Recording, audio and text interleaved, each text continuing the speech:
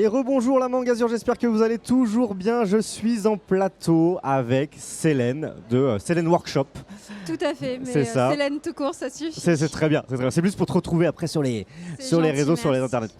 Célène, est-ce qu'on peut commencer par les bases? Est-ce que tu peux te présenter s'il te plaît? Bien sûr, alors je sais pas où est-ce qu'il faut que je regarde. Oh, tu me regardes moi parce que les caméras vont faire que de changer. Super. Alors bonjour à tous, moi c'est Célène Workshop, je fais du cosplay depuis un peu plus de 15 ans. 15 ans. Donc voilà, un certain nombre d'années. J'ai eu la chance durant cette longue carrière, si on peut dire, de représenter la France 3 fois à l'international sur des concours notamment européens, dont un en 2022 que j'ai remporté en groupe avec ma binôme. Excellent. Et j'ai eu la chance aussi de participer à la Coupe de France de cosplay pour représenter la région Sud en saison 1 et là en saison 7 puisque je représenterai à nouveau la région Sud lors de la finale de la Coupe de France qui se tiendra le dernier week-end de juin à Japan Tour. Exactement, sur la chaîne Anjou Pop Corner comme depuis ces 3 dernières années en direct. C'est ça. Et en plus de ça, depuis quelques années maintenant, je partage mon savoir avec les baby cosplayers, donc en fait tous ceux qui veulent s'initier au cosplay ou qui ont débuté il n'y a pas trop longtemps. Je crée des ressources pour leur permettre à apprendre à créer eux-mêmes des cosplays, parce que même si dans le cosplay on peut avoir envie d'acheter ses costumes, il y a aussi une très belle partie qui concerne la réalisation des costumes. Et pour tous ceux qui veulent découvrir cet aspect-là, je propose en fait plein de contenus qui vont vous aider à progresser. Donc quand tu dis du contenu, ça va être de la vidéo, de l'écrit, Alors en fait, déjà, j'essaie d'être présente assez sur les réseaux pour pouvoir montrer en fait des vidéos de comment je crée les costumes. D'accord. Ça, je vais beaucoup le faire sur TikTok. De temps en temps, je suis sur Twitch aussi. Je stream en fait la confection de mes costumes. Et en parallèle, moi, ce que je propose, c'est principalement du contenu digital, parce qu'avec un job à plein temps et une vie à côté, c'est pas forcément toujours facile de pouvoir faire les choses en face à face. Tout à fait. Donc du coup, je crée plutôt de la ressource digitale. Donc ça va être des patrons de couture à imprimer chez soi avec des guides d'instruction qui vont permettre de réaliser certains costumes. En général, des costumes accessibles aux débutants ou avec des bonnes bases qui vont pouvoir être réutilisables pour faire des choses un peu plus polyvalentes. Je fais aussi tout ce qui est modélisation 3D pour pouvoir imprimer des accessoires en 3D, que ce soit chez soi ou un prestataire. Je fais aussi des motifs de tissu, parce que c'est pas toujours facile de trouver le tissu idéal lorsqu'on fait un costume. Et en parallèle de ça, je fais aussi des fichiers de broderie machine. Donc pour tous ceux qui ont des brodeuses, par exemple, je fais des contenus pour faire par exemple des motifs de princesse Disney ou autres. Ok, excellent, excellent. Ah ouais, donc aujourd'hui, tu es vraiment passé dans la partie passation de la connaissance. Toi, si on revient un peu aux bases, est-ce que tu avais déjà des appétences pour le crafting, pour la couture, pour tout ça, ou c'est vraiment via le cosplay que tu es rentré dans ces univers-là? Pas du tout. Alors en fait, pour moi, la créativité, ça a toujours été extrêmement important dans ma vie. Moi, j'ai été élevée par un grand-père qui était dessinateur et qui m'a transmis très très tôt une passion en fait pour l'art et le fait de faire quelque chose de ses mains. Ensuite, j'ai fait un peu les beaux-arts, j'ai pris des cours chez des artistes. Alors moi, j'ai commencé plutôt par tout ce qui était dessin au final. Un jour, je me suis rendu compte que le papier n'était plus un support qui était suffisant. J'avais besoin de passer à autre chose. À l'époque, j'ai commencé à m'intéresser pas mal à la mode et j'ai commencé à vouloir devenir styliste. Alors finalement, je ne suis pas du tout partie là-dessus, mais je me suis commencé à m'intéresser aux vêtements. Ma grand-mère savait un tout petit peu coudre, alors elle m'a transmis les bases, mais vraiment, après, tout s'est fait en autodidacte. Et moi, je suis quelqu'un qui aime énormément apprendre et toujours des nouvelles techniques. Et je trouve que dans le cosplay a vraiment cette capacité à évoluer tout le temps avec des nouvelles technologies, comme on voit maintenant l'impression 3D, les découpes laser, l'électronique, la motorisation, l'automatisation. Il y a toujours quelque chose à apprendre. Et c'est incroyable parce que ça permet de réunir plusieurs passions en une, que ce soit la peinture, la sculpture, le dessin, la conception graphique. C'est très polyvalent. Ça permet aussi de se développer un univers, une direction artistique. Et pour certains même, en fait, le fait de planifier un peu tout ça, de participer au concours, d'organiser, ça permet aussi de créer des vocations professionnelles. Et moi, par exemple, typiquement, grâce au cosplay, j'ai su que je voulais faire de l'événementiel et ensuite de la communication et du marketing. Et c'est ce que je fais actuellement. Très clairement, c'est excellent. Et donc maintenant, tu passes de l'autre côté. On en parlait, la partie donner des ressources. C'est vrai que moi, je pose souvent la question, qu'est-ce que tu conseilles? Alors là, c'est même plus que qu'est-ce que tu conseilles. Tu as été plus loin que ça, c'est-à-dire que tu proposes tout de suite des contenus pour ces débutants. Est-ce que tu rencontres des gens qui viennent te dire « Oh, j'ai eu accès j'ai utilisé telle ressource que tu m'as mis à disposition et merci, c'est top ». Oui, alors en fait, là, j'essaie depuis cette année de faire un peu plus de stands en salon. Alors, comme c'est pas une activité professionnelle pour moi, c'est clair que si je suis invitée, je les montre, mais si je suis pas invitée, je ne peux pas me payer de stand pour le faire. Mais du coup, c'est vrai que quand je suis invitée, je commence à avoir beaucoup de retours positifs de personnes qui découvrent en fait ce que je fais et qui trouvent ça génial. Parce qu'en fait, sur Internet, on peut trouver de tout et n'importe quoi. Et surtout maintenant, avec TikTok, on a beaucoup de personnes qui sont pas forcément qualifiées, qui donnent énormément de conseils et parfois même des mauvais conseils. Il y a beaucoup de désinformation sur les réseaux je savais pas. Sur le cosplay, sur le cosplay. On n'aurait pas dit. Et parfois, même certains ce soit des youtubeurs ou des tiktokers, en fait, parfois préconisent des méthodes qui sont parfois même dangereuses. Et moi, en fait, je me suis rendu compte qu'en tant que cosplayeuse expérimentée, j'avais un rôle à jouer là-dedans, de dire attention, ces méthodes-là ne sont pas les bonnes, ou alors faites attention, ces méthodes-là sont dangereuses. En fait. Faites attention à votre santé, parce que c'est vrai qu'en tant que cosplayer, on peut manipuler de la résine, de l'acétone, des produits extrêmement corrosifs, sans protection. En fait, il y a peu d'informations qui est fait à ce sujet, et je trouve que maintenant, c'est un peu à mon devoir de dire, surtout que maintenant, on commence de plus en plus jeune, et de dire faire attention. Donc tu fais de la prévention aussi. Je sais pas si on peut vraiment parler de prévention. En tout cas, moi, j'essaie toujours d'appeler un peu mes abonnés à être un peu critiques de ce qu'on voit sur les réseaux sociaux. De toute manière, je pense qu'il faut l'être sur tout type de contenu maintenant. Bien sûr. Mais c'est vrai que maintenant, on a accès tellement facilement à de la désinformation que trouver du contenu vraiment expert, ça se noie un peu dans la masse d'informations et c'est très très difficile. Si on revient un petit peu sur là actuellement, c'est quoi est-ce que tu dans le monde du cosplay, est-ce que tu as toujours des projets? Bon, tu parles forcément de la CFC, j'imagine que c'est du boulot, il faut préparer le show, etc. Est-ce que tu as d'autres ambitions, des choses que tu aimerais mettre sur pied en ce moment ou dans les années à venir, Alors, en fait, je me suis fixé un peu un objectif qui est d'être sélectionnée pour toutes les sélections possibles sur les gros concours internationaux. Alors, c'est vrai qu'en fait, au plus on évolue dans notre carrière, au plus on a envie d'aller à l'international.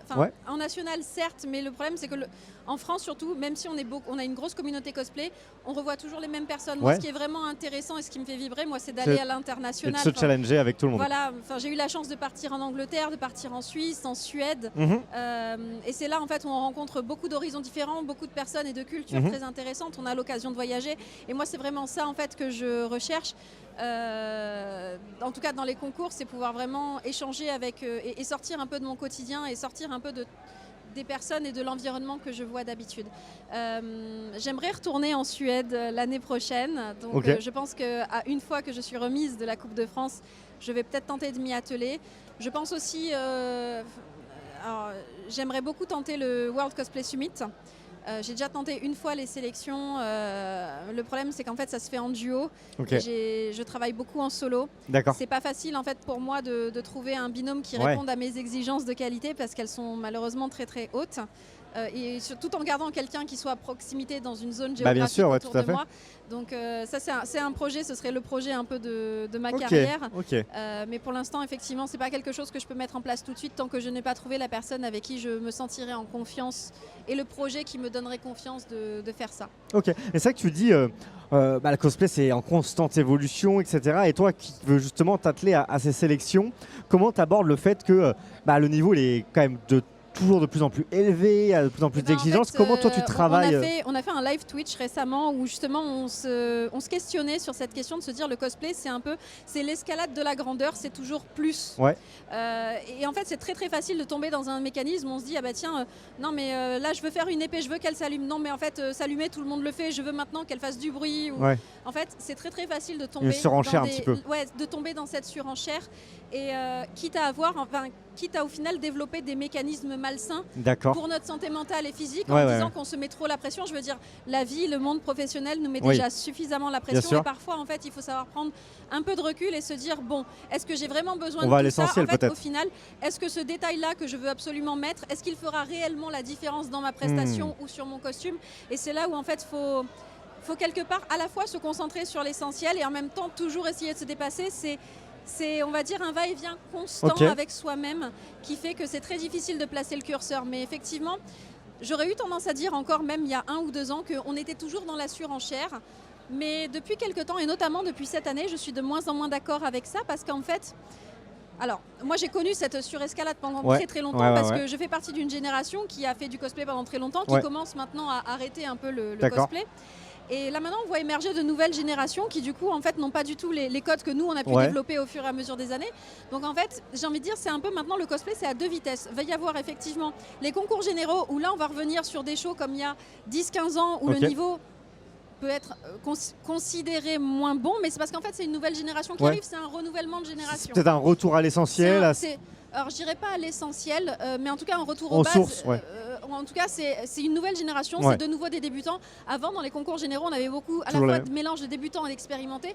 Là maintenant, enfin moi je vois quasiment plus d'expérimentés dans les concours généraux, c'est quasiment que des débutants. C'est une très très bonne chose que les générations se renouvellent. Ouais, tout à fait. Mais du coup, ça finit. Donc comme je disais, il y a sur les concours généraux où effectivement, alors je dirais pas, c'est péjoratif de dire que le niveau baisse, mais en tout cas c'est une nouvelle génération qui arrive avec des choses un peu différentes et des choses peut-être moins travaillées, moins dans le décor, peut-être plus simples et plus sur l'amusement, le divertissement du cosplayer plutôt que d'essayer de faire un show extrêmement complexe pour le public, parce que au final le cosplay c'est ça, c'est d'abord se faire plaisir avant de faire plaisir au public, c'est s'amuser.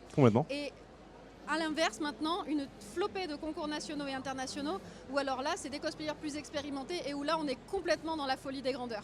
Ouais, ok, d'accord, je vois un peu je vois les deux niveaux. Et d'ailleurs, quand je vois ces deux niveaux-là, c'est la question qui me vient en tête, et tu vas me dire peut-être que moi c'est des bêtises parce que je suis pas dans ce monde-là, mais est-ce que ça serait pas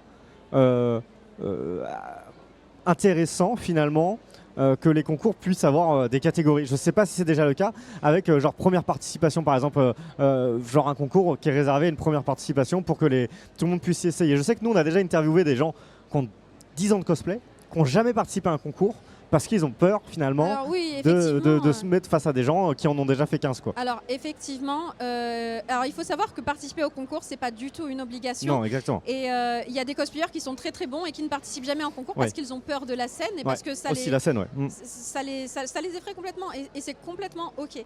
Maintenant de plus en plus en fait quelque chose qu'il n'y avait pas dans ma génération, parce que moi je fais partie d'une génération où en fait à l'époque on pouvait pas acheter ses cosplays, on était obligé de les faire. Là maintenant avec le fait de pouvoir acheter des costumes, en fait on se retrouve avec de plus en plus une nouvelle génération qui n'a pas envie de faire du fait main. Et donc en fait là par exemple j'étais sur un événement au mois de février où ils ont ouvert un concours spécialement pour ceux qui ont acheté leurs costumes, où ils ne sont notés que sur la prestation. Donc on voit qu'il commence à y avoir des changements. Ça évolue un petit peu. Ça évolue un petit peu. On a aussi par exemple dans des gros concours, on peut avoir des concours qui sont soit axés très prestation, soit des concours axés uniquement costumes, parce que pareil il y en a, ils adorent faire des costumes, mais ils ne veulent pas faire de prestations. Le show c'est pas leur truc. Et par exemple, je parlais que j'étais en Suède, je suis partie représenter la France en Suède l'année dernière. Et ben en Suède, eux, ils ont différentes catégories. D'accord. Et en fait, ces catégories, c'est soit tu fais que le costume, soit tu fais que une prestation, soit tu demandes à faire les deux. Et en fait, c'est pas du tout une condition de niveau, c'est juste par rapport à ce que tu as envie de faire. Il y a d'autres modèles qui existent dans d'autres pays, mais qui ne sont pas vraiment appliqués en France. Aujourd'hui, je pense que de toute manière, comme je parlais, avec ce renouvellement un peu des générations, et notamment la génération TikTok qui commence à arriver sur scène, je pense que les concours vont devoir s'adapter et ça va être aux organisateurs de trouver bien sûr. Comment dire, le format qui fonctionne. Complètement. En fait, quelque chose qu'on ne note pas, c'est qu'en fait, il y a de moins en moins de participation au concours cosplay. D'accord.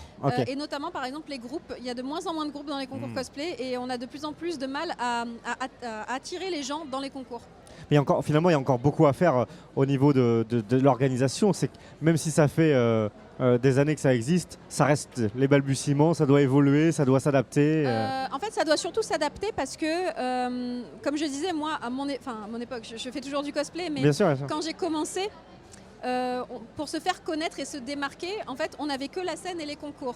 Les réseaux sociaux ont changé la donne. Et donc important. Maintenant, en fait, aujourd'hui, on n'est plus dépendant du fait de se montrer en convention ou de faire le show sur scène. Il faut exister sur Insta, sur TikTok. Et pour être reconnu. Parce qu'en fait, ce qu'il faut savoir, c'est qu'en tant que cosplayer, et même si certains le nieront, quand on veut se mettre au cosplay, c'est que quelque part, on a un peu un ego qui a envie d'être flatté. Et on peut avoir différents niveaux d'ego, bien sûr. Mais en fait, quelque part, le cosplay, c'est un moyen de s'affirmer aussi et de dire un peu, regardez-moi, chose qu'on peut pas forcément faire dans la vie de tous les jours. C'est pas forcément, je parle pas pour moi spécifiquement. Non, je comprends tout à fait le point. Mais c'est vrai qu'à partir du moment où on se met en cosplay, on peut avoir la logique de se dire, je suis là juste pour m'amuser, mais quelque part, il y a toujours un peu ce truc derrière qui dit j'ai quand même envie qu'on me reconnaisse, qu'on me valide, ce besoin un peu de validation que maintenant on peut obtenir ou pas d'ailleurs, parce que ça peut faire beaucoup de dégâts aussi sur les réseaux sociaux. Ça peut être les deux. Mais en fait, je pense qu'intrinsèquement, c'est vrai pour le cosplay, mais c'est vrai aussi pour tout ce qui est artistique, il y a une notion un peu d'ego et de besoin de reconnaissance qu'il faut satisfaire. Ok, non mais je comprends tout à fait ce point. Célène, on arrive à la fin de notre petite interview. Merci beaucoup d'être venu discuter. On te retrouve du coup sur tes réseaux sociaux. Donc toi, qu'est-ce que tu utilises principalement aujourd'hui?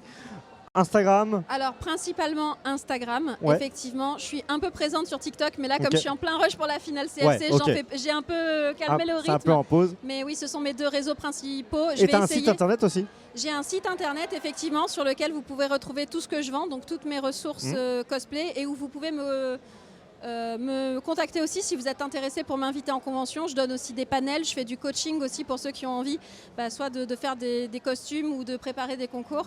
Donc oui, c'est un moyen de contact aussi, mais principalement Instagram et TikTok. Merci beaucoup. Merci beaucoup, à bientôt. merci à vous.